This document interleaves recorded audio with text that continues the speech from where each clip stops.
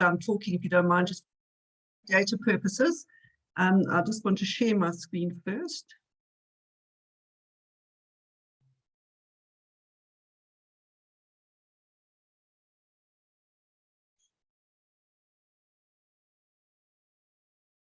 Okay, we're very excited to be able to highlight aspects of our training programs through WIS's Academy platform today.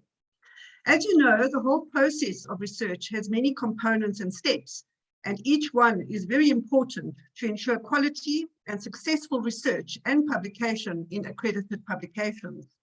It is very important that right from the beginning of the research cycle, you embrace the 5 fundamentals of research integrity, and that is honesty, fairness, respect, trust, and responsibility. In doing so, there are some key issues you need to think about or apply through the research cycle and when publishing your outputs. Copyright compliance. As you know, many people copy and even share copies of full books and journals, music, artworks, images, films, etc., without considering copyright at all. Copying full works or major portions of works is not permitted without permission in our copyright law, and if done so, it is copyright infringement. Ignorance of the law is no excuse. Many people believe that everything on the web is in the public domain or free. In copyright law, public domain applies when the long term of copyright protection on a work has expired. That is the author's lifetime plus 50 years. Because it is on the web does not mean it is free. There are millions of copyright works on the web, as well as millions of open access works.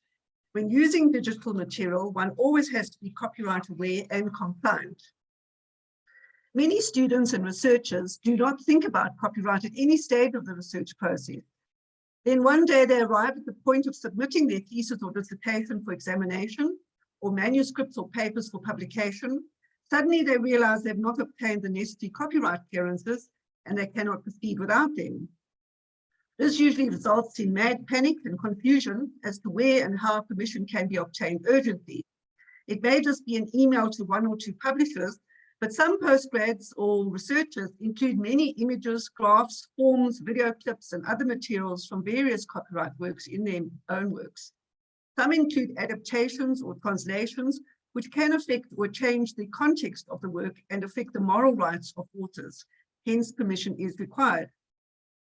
This means they have to apply to all those rights holders and wait for responses. This could take weeks, if not months, which could jeopardize their degrees. Some students have been approached by publishers after their thesis or dissertations have been placed on their university open access institutional repositories because of copyright infringement. I recall one student having used, just as an example, a printed blank biological test form as an annexure to her thesis. The publisher claimed copyright infringement as it was a whole copyright work and permission had not been obtained. The student was forced to remove it from her thesis. Fortunately, being an annexure, not included in the body of the work, it was not too serious to remove. Had there been various works included within the work without permission, she would have been in a difficult position, perhaps subject to disciplinary procedures or even withdrawal of her thesis and degree.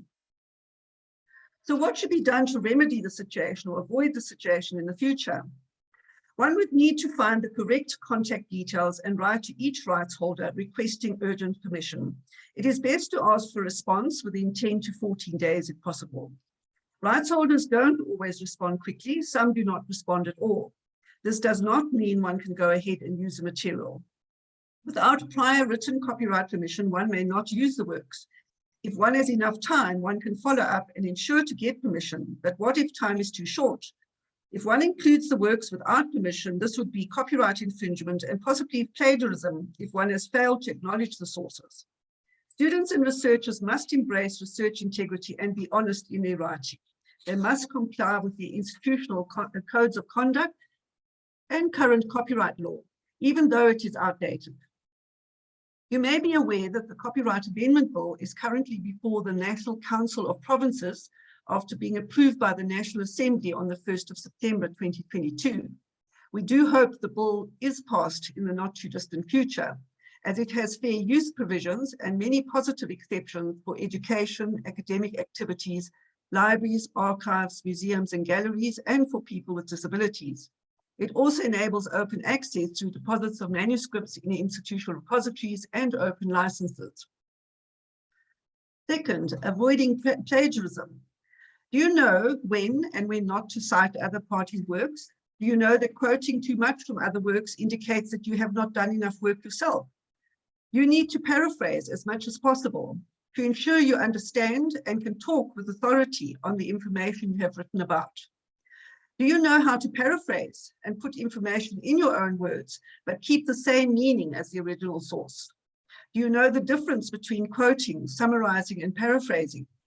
Do you know what reference style to use and how to reference, and why references are so important in research reports and academic papers? These are all important facets of writing honestly. In a digital world, plagiarism can be detected much easier than in the print environment. Tools like turnitin.com can assist, but many rights holders also put alerts on their digital works. If their works are plagiarized, they will be able to detect them much quicker. 3, improving writing skills. Academic writing is not an easy task. It takes time to develop a writing style, how to cite and do a reference list, but also to develop an argument, synthesize and critically analyze, etc. There are many resources and websites that offer tutorials, exercises, and guidelines on how to improve one's writing skills and to write coherently and in an easy to understand manner. Writing in too technical or highfalutin language is not always ideal, especially in the digital world where your work is put out on open access. Depending on the topic or discipline, as potential readers may be discouraged from reading the whole work. This could result in lost citations or referrals to other researchers or use of your work in teaching programs. It is important to develop your own writing skill and style. Some institutions have writing centers or training departments that provide training on academic writing. Some even have writing retreats to encourage people to write. But others leave this for students to master on their own. If bad habits or poor writing is not addressed early, they will be perpetuated throughout the research cycle, possibly resulting in plagiarism, poor quality writing and referencing, and negative consequences for the students concerned. 4, scholarly communication. Scholarly communication is the distribution of scholarly outputs via formal and informal publishing channels acceptable to academia. Some examples of scholarly publication include closed subscription journals, that is behind paywalls, and open access, such as via institutional repositories, via fully open access journals and books and monograph series, as well as hybrid publications where only a limited number of articles in a closed journal are made open access, usually with a charge. Some informal forms of scholarly communication include TED Talk, posts, podcasts, conference presentations, PowerPoint presentations, blog and newspaper articles, preprints, etc. It is good for those planning to publish to consider the benefits of open access publishing for themselves, but also for their institutions and their audience. It is also important that you cite from and publish in accredited journals included in the Department of Higher Education and Training's annual accredited lists. 5, avoiding deceptive publishing practices. There are so many questionable and predatory publishers out there who, through their deceptive publishing practices, are conning our authors into publishing through them and enriching themselves through charging high article processing charges, as well as admin fees and withdrawal fees. During the pandemic lockdown period, when access to library collections and reputable publications were restricted or prohibited, many researchers turned to open access publications purposely, as they were easily accessible. However, many of them got caught up in the web of predatory publishers who offered quicker periods of publication. What they discovered was that these publications were inferior, substandard, or predatory in nature, with little or no peer review, often with fake research results, data, or other information, and even fictitious authors. By citing from or publishing in such publications, knowledge becomes polluted. For example, you may cite from a fake journal in your article and have it published in a reputable journal. Then people cite that section from your paper without realizing it's fake, and so it gets published in other publications, good or bad. The trend continues as people cite the works, and in the process, knowledge is seriously distorted or polluted, affecting reputable publications too. Would you like to learn more about these issues and how to avoid plagiarism, copyright infringement, deceptive publishing practices, etc.? To avoid getting caught up in many of these problems mentioned and to find out more information about these topics, I invite you to attend my webinars, namely the Research Integrity and Writing Honesty and Scholarly Communications and Effective Publishing Practices. I also offer tailored websites to discuss the Copyright Amendment Bill, libraries and archives and digitization issues, advocacy and other topics. WSIS will happily provide you with more information on how to register for these events. Thank you very much for listening to me. Thank you very much, Denise. That was very insightful, especially regarding the copyright compliance, and that ignorance of the law is no excuse. So that really places a big responsibility on us. Thank you so much for sharing, Denise. Thank you. Kirstin, please share with us your 3 R's to scientific argumentation. Colleagues, I hope you do well. 3 R's: rigor, relevance, and rhetoric, and then quality. I thought maybe to just talk briefly about some of the principles that I emphasize in workshops that I do for postgraduate students and emerging researchers and supervisors. And, thinking about this and, thinking what I would like to highlight, I thought that perhaps the best is to summarize it in these 4 points. Okay. The first is in order to ensure quality in science, and it really links to the principle that even the concept thesis means argument, and many of us have PhDs or are pursuing PhDs. The PH in the PhD refers to philosophy, and the point of that philosophy is about philosophy of constructing scientific knowledge. So I believe, and this is through experience, and also as Denise said and Nadia said, part of the absolutely critical part of the workshops that we facilitate for our clients in universities. So the first point here is that if one understands the principles of scientific argumentation, you have a much better chance of making good scientific arguments in your thesis. It also really helps with eliminating the what we often see with postgraduate students, where they do a sort of a content dump instead of selecting the right evidence to make the necessary claims. Part of that, a second thing that I want to highlight briefly is that in any scientific argument, it really also helps to, in parallel with that, and I'll show you briefly, to add legitimization criteria, basically as a way to defend the scientific argument. The third thing I want to highlight briefly then after that is that the principle of inference to a better explanation is absolutely key, because it speaks to the knowledge gaps. And if one understands this principle, it's also then easier for us as South Africans, and I see many students grapple with this problem, is how can I make a proper African contribution that is relevant in the international community? And I want to put it to you also based on a lot of observations I've done with students, is a lot of our knowledge gaps can actually come from the experts that we are dealing with. And I call them the people or the participants from which we collect data. So for us, it would be quite interesting to say, can we construct our knowledge gaps and problem statements, also incorporating the feedback from our participants, because they are the experts in the environments where we collect data. And then the final point is about reading the right literature safely. Now, Denise briefly mentioned that, but basically it just points to how can we avoid, in making our quality arguments, how can we avoid questionable science?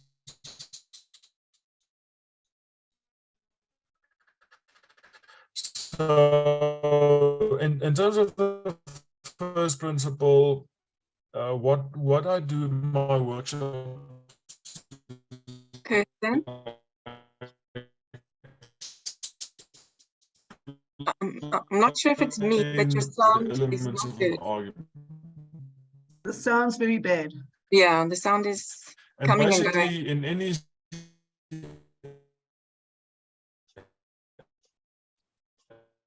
Kirsten? in any scientific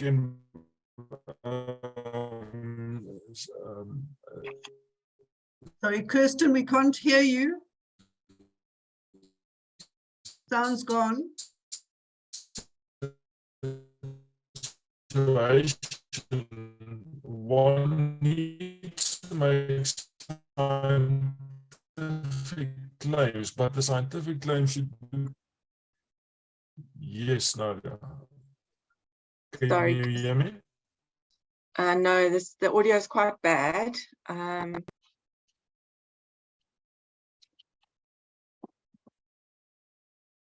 you hear us, Kirsten? I see he's dropped off. Let's just give him a few minutes to log back in.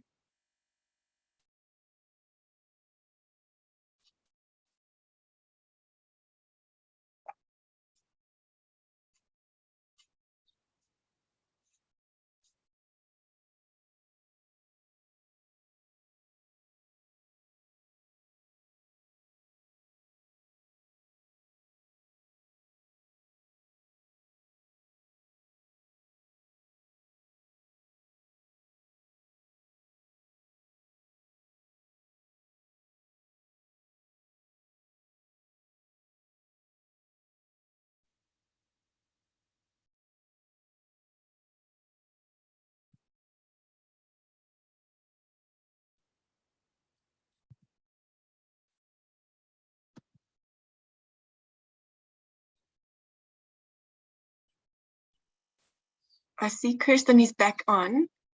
Okay. Kirsten, do you want to give it another shot? Yeah, let's do that. Apologies, people. Sorry. How's the sound now? Yeah, I can hear you now. Fantastic. Sorry about that. It's, I guess, one of those things with load shedding and all. Okay, so what I was saying is that it helps in order to achieve quality argumentation in science to understand the elements of an argument. In the workshops, this is emphasized quite significantly, but especially in terms of the typical types of scientific claims that one needs to make in science. Now, here's just like 10 of them, which is in the workshops discussed in quite some detail. But just to show that in any scientific endeavor, one needs to be able to make and defend these types of scientific claims. For example, the question proposed by the researcher is relevant and persisting. So it's not just the case of defending the claim of, that there's a real problem, but also that the problem is relevant and persisting. I believe that, in terms of the discovery process, the act of doing science, there's a number of scientific claims, that need to be considered, or I sometimes call them methodological choices. So you need to do your review of literature properly. You need to do your identify a research problem properly. You need to identify a methodological approach, a theory, and identify the type of data, and then do this rigorously and properly according to the principles of science. But what is often left, almost like assumed or left to the examiner or the peer reviewer to deduce from your work, is the legitimization criteria. So the legitimization criteria is basically something that you do in parallel with the discovery process, to not only say, this is the right review of literature, but also how do I know this is the right review of literature?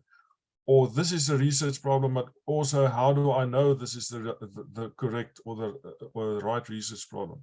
And one can go on like that, and this is something that's often missed, but also missed in terms of how one should read as scientists. And as scientists, emerging scientists, busy with a PhD, busy with a paper, we need to not only read about our methodological choices, but at the same time read about how to assess that. Now, under the legitimization process, there's a number of important principles to consider, which are discussed in the workshops that we facilitate. But these, I've just highlighted some of those, including that one needs to defend the appropriateness of your choice, whether let's say your theory is particularized. When one needs to ensure constructive alignment, one needs to choose the right linguistic devices to weave the golden thread, and that really links to the R of rhetoric. Okay, and so in terms of reading, it actually forces us as scientists to read differently, and therefore essentially we need to read about the discovery process. In other words, what we were going to do, but also how do we assess what we're going to do. There's just two interesting quotes. Interesting quote from Franz Rowe. He said that the ultimate goal of review of literature is to transform the identification of research gaps into research avenues. But I'm adding there that our reviews of literature should actually be a proper conceptual basis for defending scientific claims. And for that, I mean these 10 scientific claims, and whatever of those are relevant to the discipline and the level of research that you are doing. Then I think the second last point is that there's a very core principle of inference to the better explanation. At the end of the day, as a scientist, you need to say, I've interrogated all of these claims, and I am now able to identify knowledge gaps linked to better explanations in terms of the research question, in terms of the theoretical framework. So, for example, one can say, well, I'm choosing a theoretical framework, but at the end of my research, I propose a better version or a more appropriate version of that theoretical framework, which really speaks to the type of contributions that are meaningful in our context as South Africans. Then one of the second, I think this is the second last.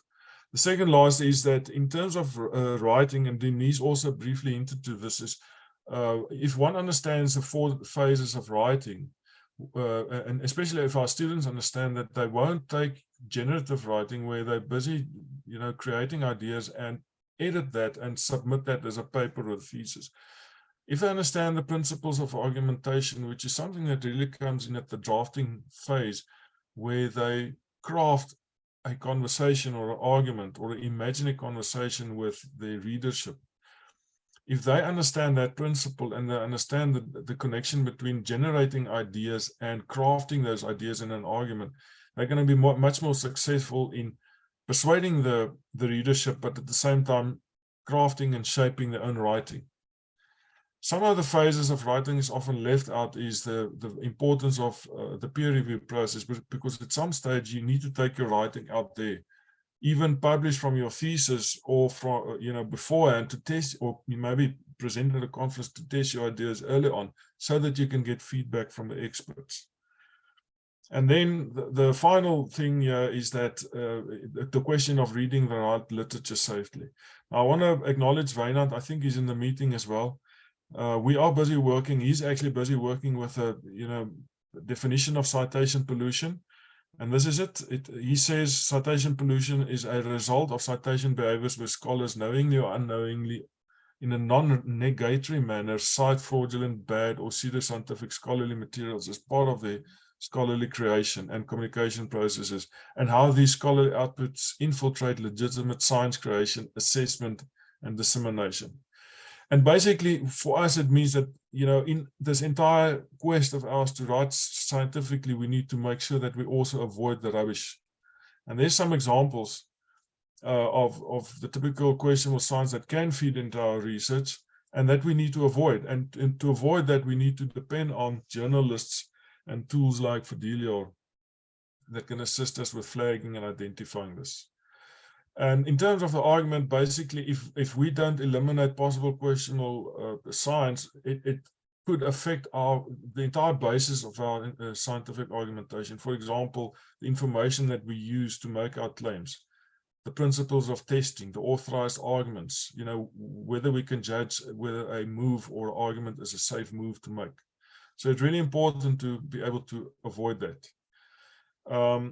Can we trust the DED lists and all the other lists that are associated to them? Johan Mouton said it's well documented that international journal indexes and lists do not exercise sufficient quality controls. So it really helps to find ways.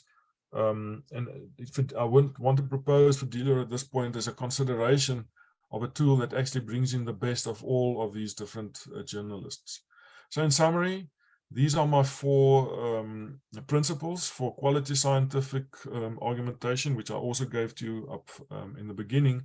And also, I just want to show you the workshops that we have been doing together with Denise for our clients.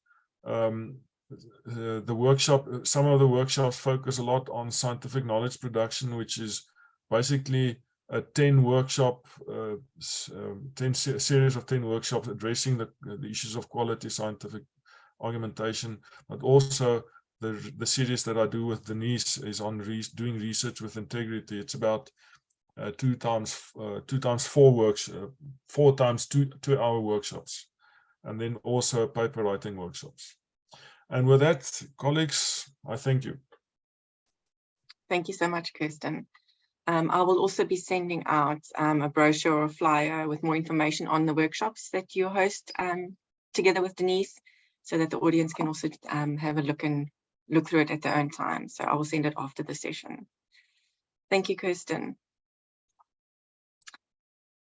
Zanele, you're up next to talk about a solution that could help drive open access publishing. Yes, good morning, colleagues. But before I just jump into my presentation, I just want to check with the audience. Do we have a question or a comment to be made on the basis of what Denise and Kirstin have said?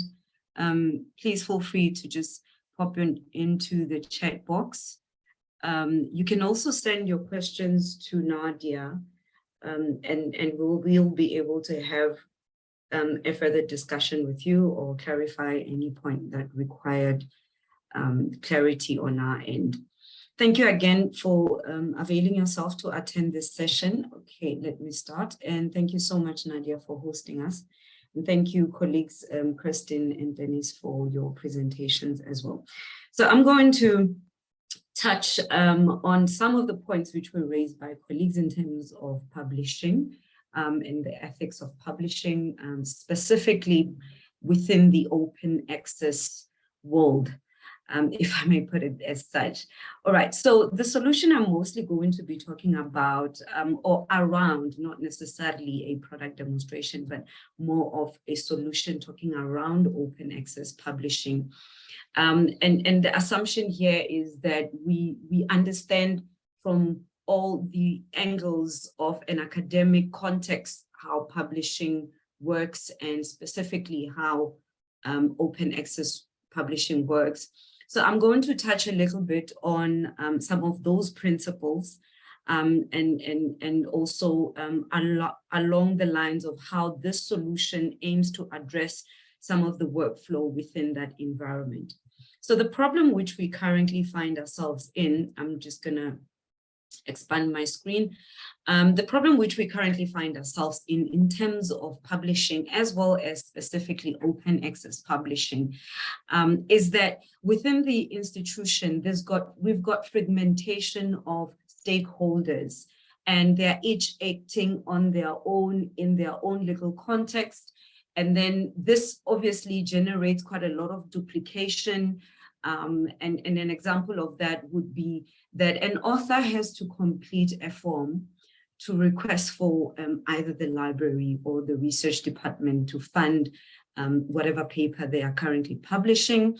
And that form has got bibliographic information and information about that particular journal, abstract, etc. And then they also have to duplicate the same process in terms of institutional repository and when they need to populate the institutional repository. So that's just one of the examples of what we mean by duplication. There is duplication that is being done by each stakeholder in this workflow, as we've got as we are depicting it in this example. So that's just one of the examples that we are trying to deal with, or some of the problems that we're trying to deal with.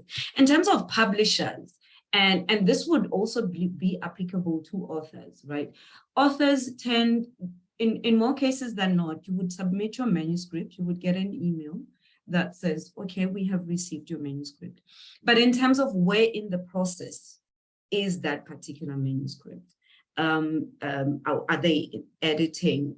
And in other cases, even the journal submission or the manuscript submission portal is a little bit complex for each journal. So Kronos will address that. And then in terms of funding and funding policies, and this again depends on the context of which most of our institutions are funded. Some institutions are self-funded by institutional grants. Some institutions or some researchers are funded by department funds. Some institutions are funded by international funders.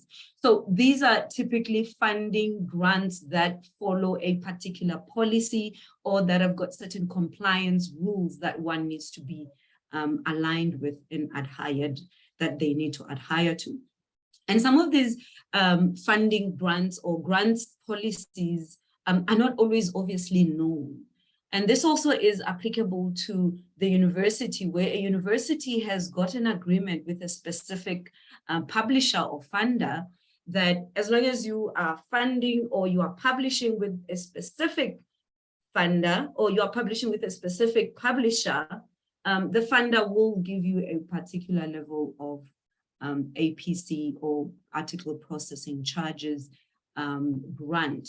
And then the rest of the article processing charges, you either need to pay from your personal funds. So these are basically some of the problems that we find ourselves in within this space. And what Kronos aims to do is streamline these processes for each and every stakeholder as we've identified. So I'm going to just quickly play a video that will simplify the explanation of what Kronos is. And then I'm going to jump into the solution as well.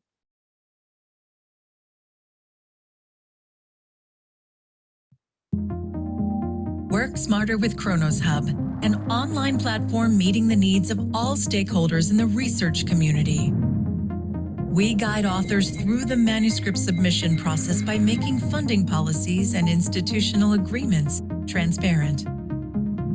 And we streamline the workflow for funders, publishers, and institutions for an effective APC management, funding policy compliance, and reporting. Upon acceptance of an article, we receive the invoice from the publisher and automatically check the article for compliance with the funders and institutions' publishing policies. Once the article is compliant, we process the payment of the APC and other publishing fees. Funders can automate compliance monitoring and easily track the outputs of grant funding. And institutions can monitor agreements and compile data and analytics on accepted articles in Kronos Hub. Join us today to streamline your publishing and reporting processes. All right.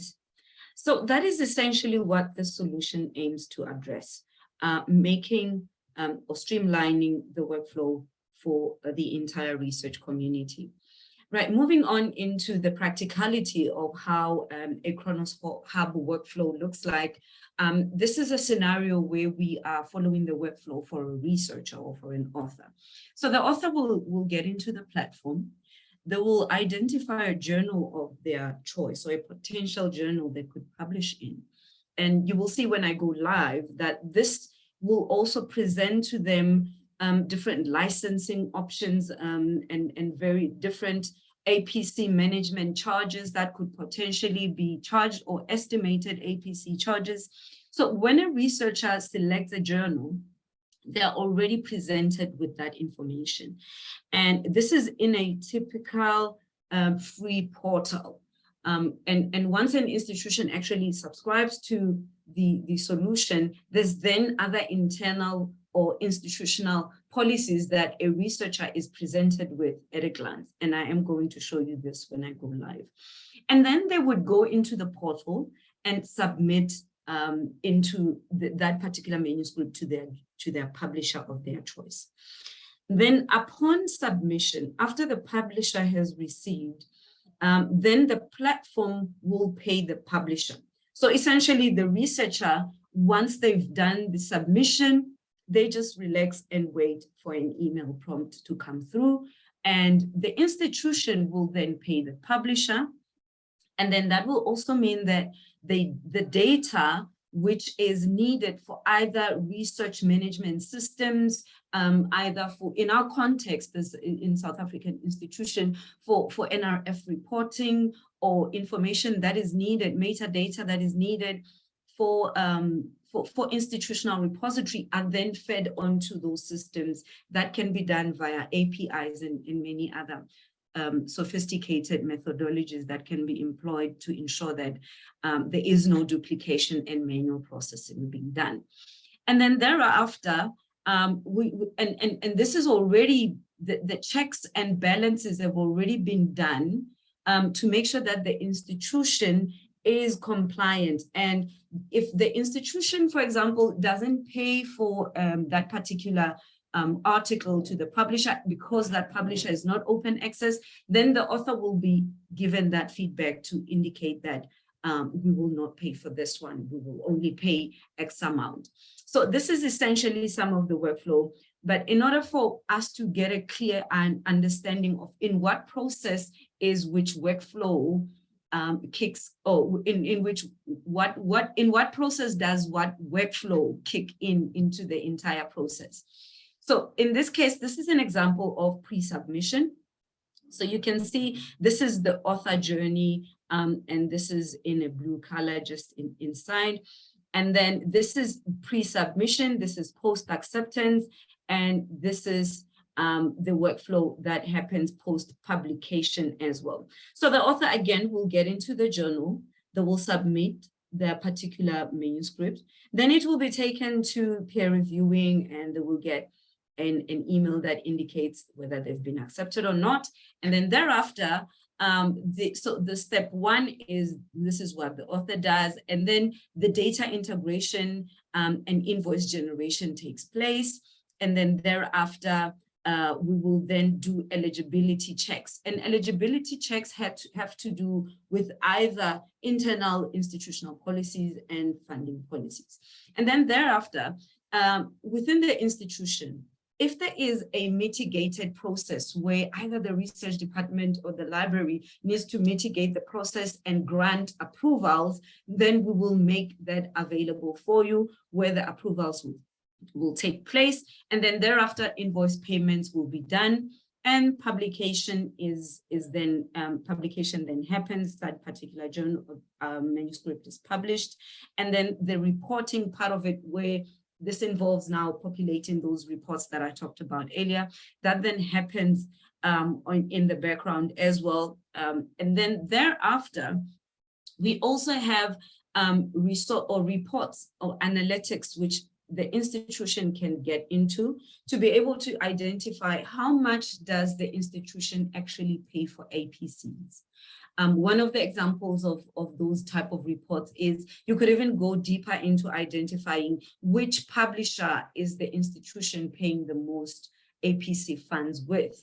And that can be utilized in different contexts in forging your strategy as an institution going forward. So that is the graphic depiction of what that looks like. For the institution, this is basically what the modules look like. So there is a first journal finder, APC processing, agreement monitoring, and institutional repository or research management system populating. I'm actually just going to go live and just showcase to you how the platform looks like. So in this case, I've already logged in. Okay, so I've logged in as a user. The system identifies my name. And in terms of logging in, as a researcher, you don't even have to log in using your name. You could just log in using your ORCID ID. And that will also pull through some of the articles that you've published using your ORCID ID.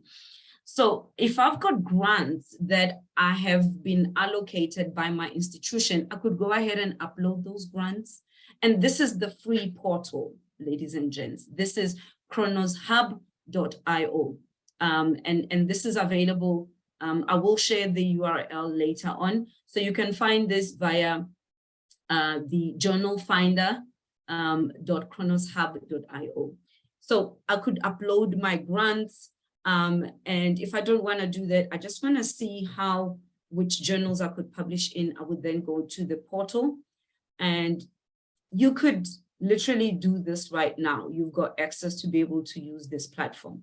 So in this case, let's say I am interested in publishing in a journal which is indexed in the Web of Science. So what I will do is I will select that filter, and the system will populate for me journals that are indexed by the Web of Science.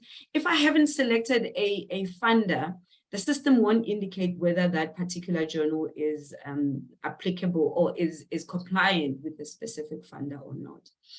And then some of the filters which is available, I could select a publisher of my choice, and then I could select the license or the publishing license of my choice. And in terms of just understanding the publishing licenses, there is a link on the webpage which will explain to you some of the Creative Commons licenses, the CC BY, CC BY SA. So these are just some of the license types where when an author publishes in an open access model, there is license types that are applicable for each and every funder. The major two ones is the CC BY. The rest of them are quite unique to certain funders. And then you can be able to identify some of the open access types that are available. You can identify the gold open access, green open access, hybrid open access. The new open access model, which is the diamond open access, will also be added as well. Right. And the diamond open access, the principle there is basically that nobody pays. The author doesn't pay open publishing fees, and the reader does not have to subscribe to the content in order for you to access it. So all these explanations are available on the platform. So I would also select if I want a journal which has a CC BY license or any other license type, and then I can go in and put in my minimum and maximum fees in terms of article processing charges. So just by filtering to just open access, I'll be able to see journals in open access modules, and where applicable, you'll also be able to see estimated APCs, right? And then you'll be able to, if you want to select and publish with this journal, you can go into the submitting portal, and then you can, if that portal links directly from Journal Finder, you can then click on continue, and then you'll be able to be prompted to either put in your credentials if you haven't logged in already. And then you'll put in your grant. If you already have a grant that's going to pay for the article processing charges, you'll put in your article, you'll put in your authors, corresponding authors, and then you go in and fill in the metadata and upload the documents. And then from there, you'll click on save, or you will submit the journal. I just want to show you an example of an existing institution. And in this case, this is one of our clients. The portal looks exactly the same as the free portal. By the way, again, I just want to reiterate, this is the free portal and this is the paid for portal, and the paid for portal has been customized with the university logo, with the university colors as well. So using the portal, which is customized for the institution, one will be able to see journals which are compliant with a specific funder, or journals that the institution has agreements with. Now, in this case, I haven't clicked on any filters. I haven't selected anything. And at a glance, I am presented with the information which says, this is the APC. So basically, as this is a gold journal, the university will pay the APC if it's lower than 2,500, excluding VAT. So the author is presented with that information at a glance.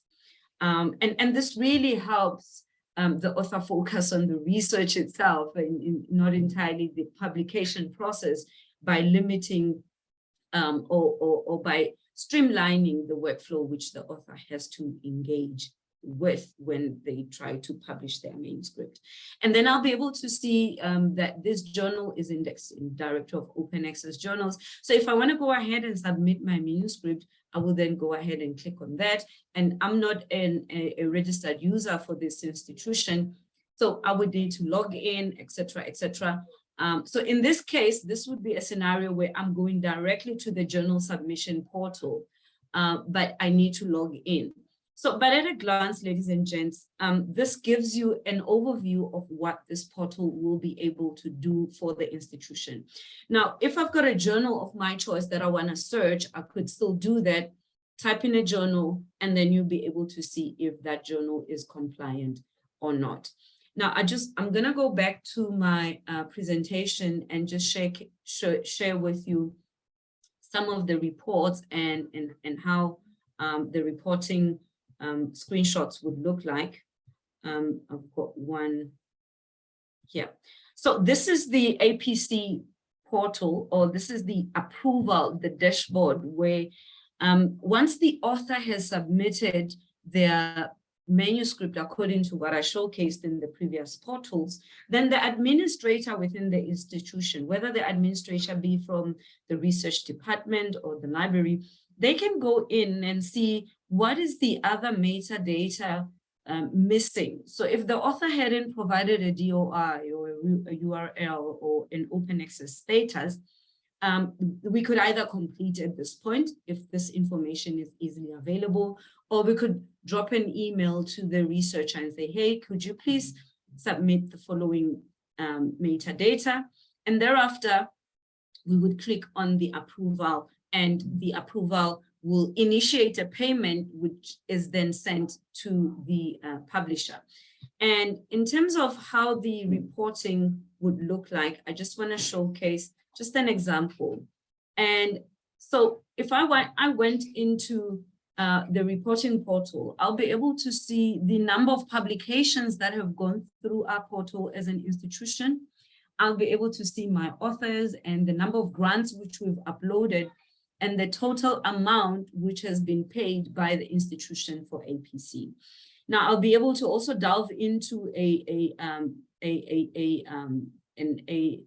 publisher report. I'll be able to see how many articles were towards a particular publisher, how many journals have we published with, and what is the funder agreements, or what is the funder representation of what we've published with. And I'll also be able to see the open access types, the different license types that we've published in as an institution. So in a nutshell, ladies and gents, this is what I had prepared for you in terms of open access publishing. Please feel free to play on the platform. And let me just log out again so that you can see what is the name of the platform. So the platform is Kronos Hub. So you could just type in kronoshub.io, or you could just type in Journal Finder, journalfinder.io. If you just typed in Journal Finder in Google, journalfinder.kronoshub.io, and then you will be taken through to the portal, and then you will then register an account, a free account, which will allow you a similar experience as I have shared with you on this demo.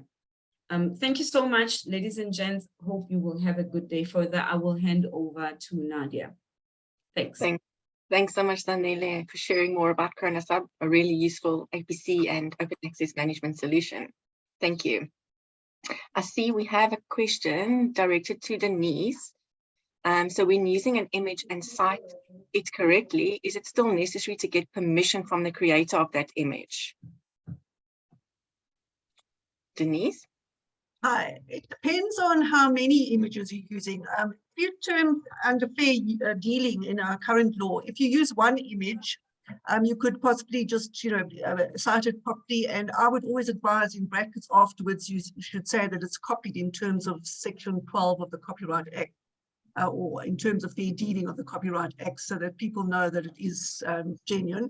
But if you're taking a number of images, perhaps say 5 or 6 from the same publisher, then it would not be fair dealing, because you're now taking a lot of information from the same work.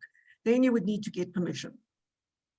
It also depends where you're putting it. If you're going to put it in a research, your research document, generally that would be treated as fair dealing. But if you're going to put it in a book and you're going to commercialize it and sell that book, then I would advise that you do get permission, because now it's for commercial purposes and you would be making money from it. So you should get permission. Mm-hmm. Thanks, Denise. And then I think a follow-up question, does the solution work for conference publications? I'm not sure if they're referring to... I'm assuming this is the Kronos Hub. Yes. No, it doesn't work for public, for conferences. It just works for journals. Thanks, Anele. I see there are no further comments or questions. So I just want to say thank you to all of our speakers, Anele, Denise, and Kirstin, for your time today. I will share more information about what the speakers presented in a follow-up email. Also remember our open access visibility and analysis webinar next week on the 27th of October. Please register for that if you haven't already done so. And I hope you will have a good day further. All right, there's just a question. Yes, no, it works for hybrid journals as well. So it could be subscription journals. It's not specifically tailored for only open access journals. Thanks, Anele. Thanks everybody for joining. I will be sending the recording as well. Have a good day further. Goodbye. Thanks very much, everyone.